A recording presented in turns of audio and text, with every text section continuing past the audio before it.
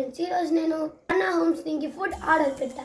ఇప్పుడు వాటి వేడన్నంలోకి వేసుకొని తింటే ఎట్లుంటుందో చూపిస్తాను. ఫస్ట్ చికెన్ చట్నీని తిందాం. వావ్, ఇది చాలా బాగుంది. నెక్స్ట్ గోంగూర చట్నీ, ఇది కానీ చాలా బాగుంది. నెక్స్ట్ కారం పొడి,